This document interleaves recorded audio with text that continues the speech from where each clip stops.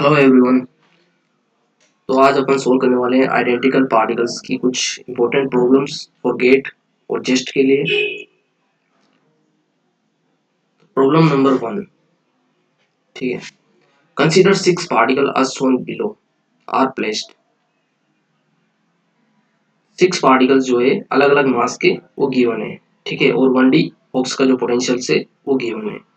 If the particles is spin half the ground state energy of the system. तो जो 6 particle हैं और spin half है उनकी। ठीक है। तो इस कंडीशन में जो ग्राउंड स्टेट एनर्जी है वो कितनी होगी ये कैलकुलेट करना है। तो क्या करेंगे अपन कि 1D बॉक्स है 0 से a लेंथ का। तो इसके लिए एनर्जी कितनी होती है, एनर्जी लिख लेंगे फर्स्ट कि pi square h cross square और n square upon 2 ma square, ये एनर्जी हो जाएगी। ठीक है। अब इसने बोला है कि जो स्पिन हाफ है, ठीक है, तो एक स्टेट के अंदर कितने पार्टिकल्स होंगे। तो 2s+1 से देख लेंगे, यानी कि फर्मियन से तो देखना पड़ेगा ना एक स्टेट के अंदर कितने पार्टिकल्स होंगे। तो 2 पार्टिकल्स एक स्टेट के अंदर होंगे। ठीक है। अब एक स्टेट के अंदर 2 पार्टिकल्स होंगे तो यहाँ से मैं जो 1D बॉक्स है उसके लिए एनर्जी डायग्राम बनाता हूँ। n equals to 1, n equals to 2, n equals to 3। अब यहाँ से जो ये पार्टिकल्स हैं वो अलग अलग मास के हैं, इसलिए ये पार्टिकल्स आइडेंटिकल तो होंगे नहीं। आइडेंटिकल नहीं है तो फिर एक स्टेट के अंदर 2 से ज्यादा पार्टिकल्स लिख सकते हैं अपन। यानी कि जो 2 पार्टिकल्स हैं, 2 पार्टिकल्स तो स्मॉल एम मास के आ जाएंगे। ठीक है। और ये 3 है तो इसमें से 2 कैपिटल 2m मास के आ जाएंगे और एक ये आ जाएगा 3m का। ये मैं क्यों लिख पा रहा हूँ, क्योंकि जो मास है वो अलग अलग है और जब भी मास अलग अलग होगा तो फिर वो आइडेंटिकल पार्टिकल्स नहीं होंगे। आइडेंटिकल पार्टिकल्स नहीं होंगे तो जो दो मतलब एक स्टेट के अंदर यहाँ 2 पार्टिकल्स आने चाहिए थे लेकिन उससे ज्यादा पार्टिकल्स लिख पा रहे हैं अपन। ठीक है। और एक पार्टिकल्स यहाँ आ जाएगा, इसका बचा हुआ था ना 2m का, तो एक पार्टिकल्स यहाँ आ जाएगा। ठीक है। इसके लिए एनर्जी अपन को पता है ही सही कितनी होगी, pi square h cross square upon 2ma square. Ground state energy 1 1 करके यहाँ से लिख दूंगा ना मैं। ठीक है। और n बराबर 1 और इसके लिए कितनी हो जाएगी यहाँ से 1D है तो 4, तो यहाँ से जाएगा 4 ई नोट। इसको ग्राउंड स्टेट एनर्जी को मैं ई नोट से लिख देता हूँ। ठीक है। तो 4 ई नोट हो जाएगी डायरेक्ट। तो यहाँ से अपने पास एनर्जी कितनी आ जाएगी ग्राउंड स्टेट के अंदर, टोटल एनर्जी तो वो आ जाएगी अपने पास 2 पार्टिकल तो स्मॉल एम के। ठीक है। तो इनके लिए एनर्जी कितनी होगी, pi square pro square upon 2ma square plus 2 particles 2m मास के। तो 2m मास, तो मास को 2m से लिखना पड़ेगा क्योंकि अब मास जो है 2m से रिप्लेस करना पड़ेगा। तो यहाँ से इसके लिए कितनी हो जाएगी, पाई square h cross square upon 2 और 2ma स्क्वायर प्लस यहाँ से क्या होगा, एक पार्टिकल्स जो है 3m का, तो पाई square h cross square upon 2 और 3ma स्क्वायर प्लस एक पार्टिकल्स यहाँ भी तो है 2m का। ठीक है। तो एक पार्टिकल्स इसको भी लिख देंगे, कितना होगा ये पाई square h cross square upon 2m का है ना ये। ठीक है। तो इसके लिए 2 और 2ma स्क्वायर ये हो जाएगा। जब इसको टोटल करेंगे तो कितनी हो जाएगी ये टोटल एनर्जी, ये हो जाएगी यहाँ से total pi square h cross square upon 2ma square, तो मैं बाहर ले लूँ कॉमन ले लूँ तो ये हो जाएगी अपने पास यहाँ से टोटल कैलकुलेट कर लेना 8/3 पाई square h cross square upon ma square, ये होगी टोटल। ठीक है।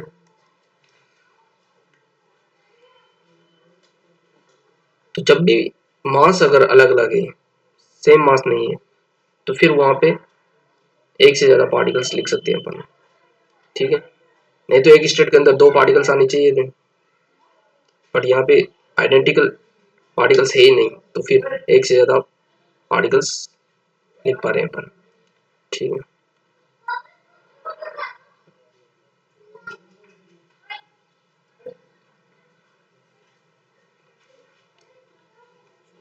10 identical particles of mass m are placed in one dimensional harmonic oscillator potential.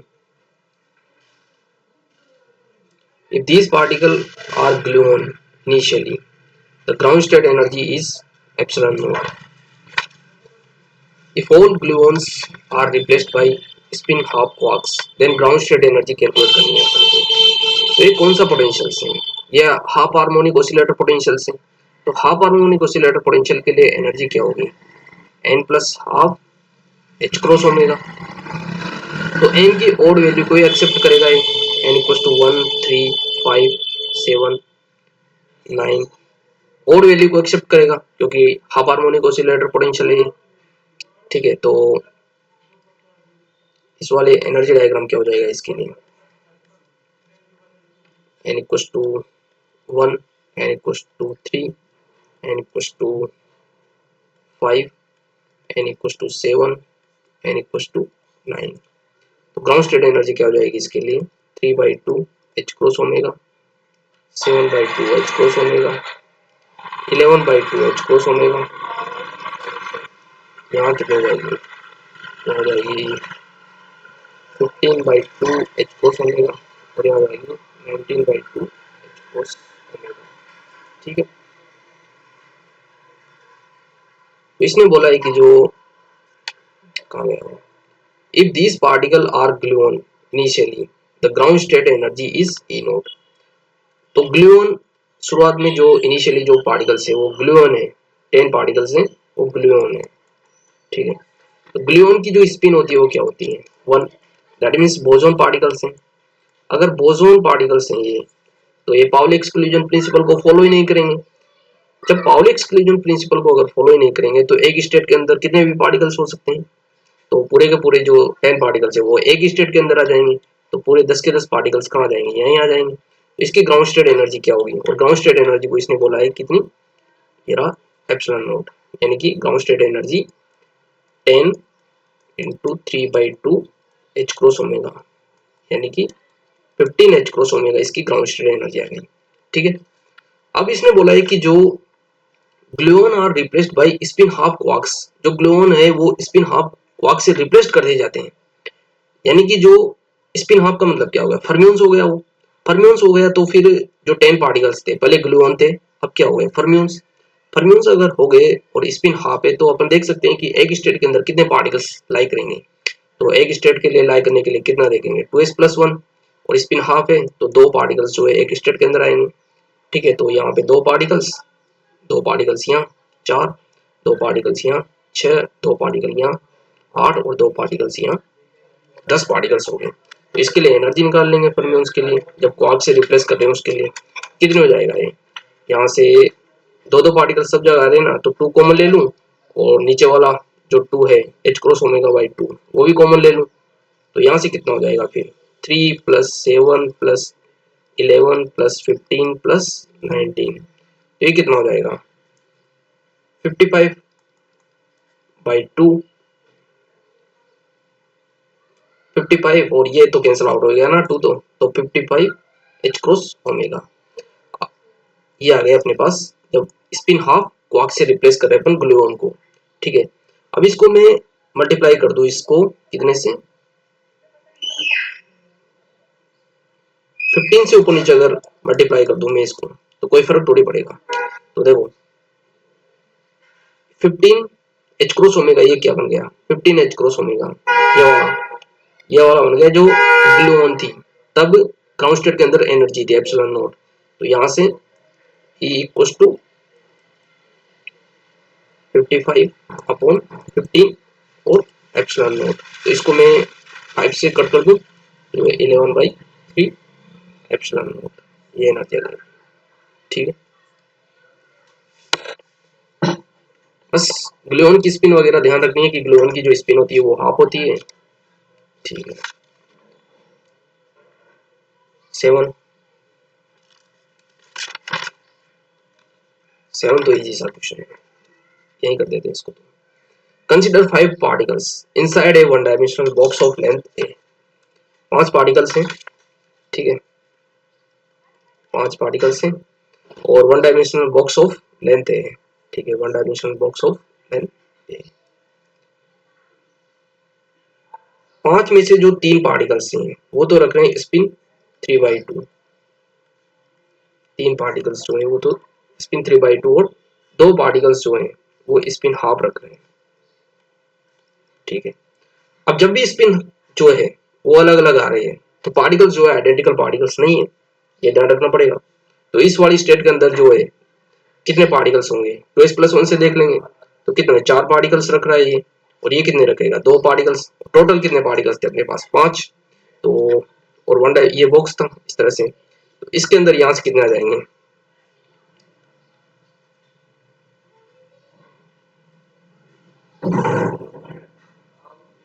कितने पार्टिकल्स थे 3 तो इसके थे ना, और ये 4 पार्टिकल्स रख रहा है तो 3 के 3 ही यहीं आ जाएंगे पूरे के पूरे। और इसके कितने 2 पार्टिकल्स इसके यहाँ आ जाएंगे। अब ये क्यों लिख रहा हूँ मैं एक स्टेट के अंदर, क्योंकि जो स्पिन अलग अलग आ रही है, जब भी स्पिन अलग अलग हो, spin are different and mass are different, then particles not identicals, then एक स्टेट के अंदर जो है एक से ज्यादा पार्टिकल्स जो है अपन लिख सकते हैं। मतलब यहाँ स्पिन 2s+1 से 2 पार्टिकल्स आ रहे थे, उससे ज्यादा पार्टिकल्स जो है लिख सकते हैं अपन। ठीक है, तो इसके लिए जो एनर्जी होगी वो कितनी होगी, यानी कि इसको मैं बोल दूं ई नोट। ठीक है, और ये कितनी हो जाएगी 4 ई नोट। तो यहाँ से 3 ई नोट, ये तो 5 पार्टिकल्स हो गए ना, 5 ई नोट प्लस ऊपर तो क्या है पूरे के 5 ही तो पार्टिकल्स थे टोटल, तो 5 ई नोट आ गया। ई नोट की value pi square h cross square upon 2m square. तो डी ऑप्शन हो जाएगा फिर इसका। इसमें क्या है 1D बॉक्स की एनर्जी तो ग्राउंड स्टेट एनर्जी यही तो होगी। ठीक है, ध्यान रखना है कि जब भी जो स्पिन है अगर डिफरेंट डिफरेंट है और मास अगर डिफरेंट डिफरेंट है तो पार्टिकल्स आइडेंटिकल पार्टिकल्स नहीं होंगे, फिर एक से ज्यादा पार्टिकल्स जो है वो लाई कर जाएंगे वहां पे। ठीक है,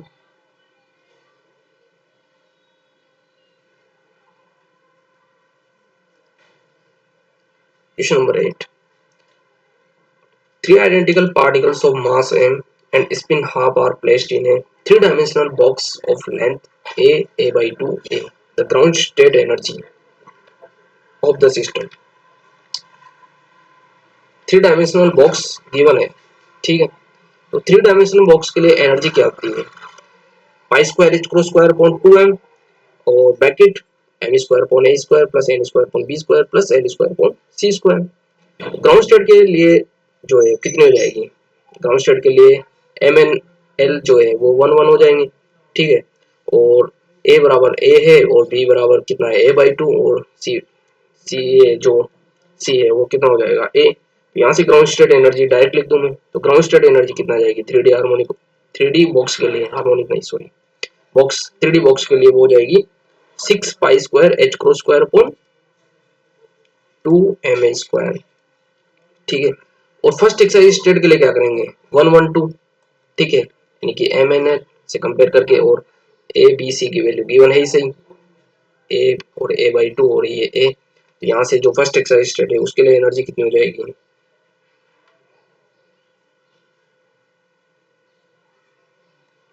9 पाई square h cross square upon 2m square.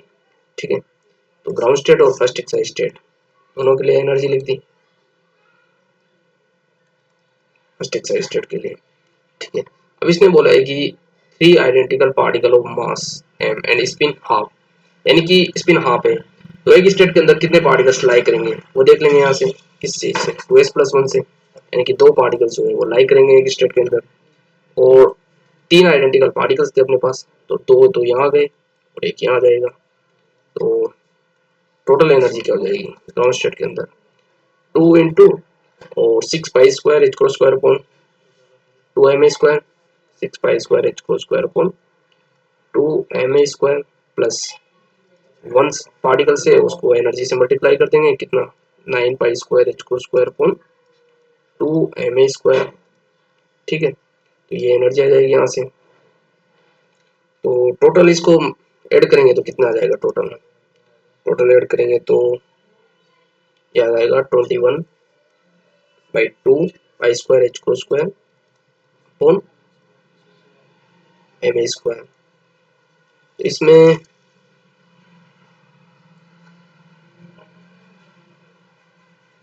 H cross कहीं दिख नहीं रहा, तो एच क्रॉस जो है एच अपॉन 2 पाई लिख देंगे तो आंसर आ जाएगा फिर इसमें। ठीक है, question number 9, consider a system of two particles inside a one-dimensional box of size A. The particles are known to be triplet state. The first excited state energy of the systems if the particles are spin half fermions. ठीक है, two particles है inside one dimensional box के अंदर। ठीक है,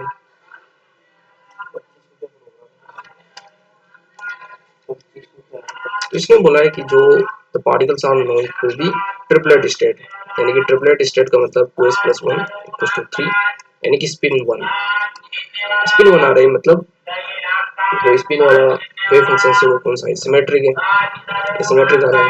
और total wave function जो है वो क्या है, फर्मियंस, यानी कि sign space into sign spin. जो ये वाला वेव फंक्शन है ये कौन सा है, ये एंटी सिमेट्रिक से गिवन है, फर्मियंस के लिए एंटी सिमेट्रिक होता है।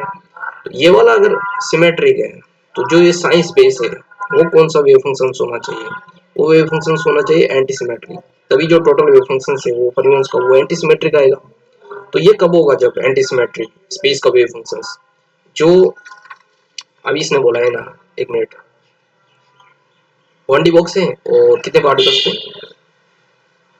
2 पार्टिकल्स, तो 2s+1 से देखेंगे तो कितने particles,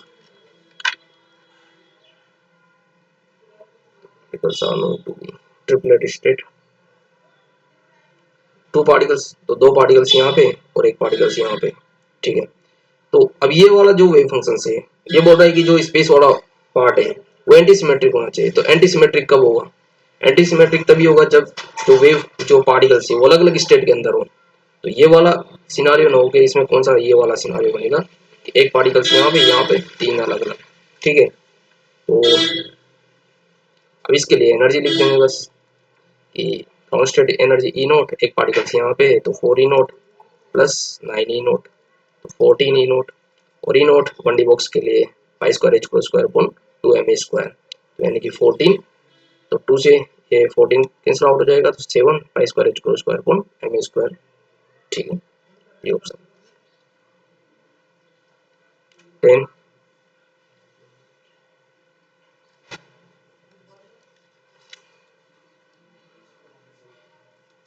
Boson of mass m each are kept in a two-dimensional square box and their ground state energy is found to be E naught. If the boson suddenly turns into the spin half fermions, keeping their masses unchanged, the new ground state energy of the system will be, okay, two dimensional box है अपने पास।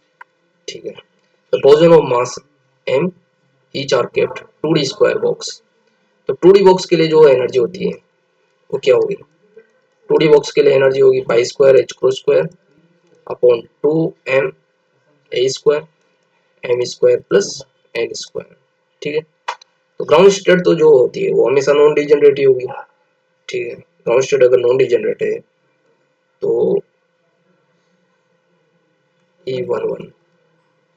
ठीक है, इसकी energy कितनी हो जाएगी, पाई square h को square और एन ए स्क्वायर, 2 से 2 कैंसिल आउट हो जाएगा। ठीक है, और जो फर्स्ट एक्साइज स्टेट है वो डबली डिजेनरेट होगी। ठीक है,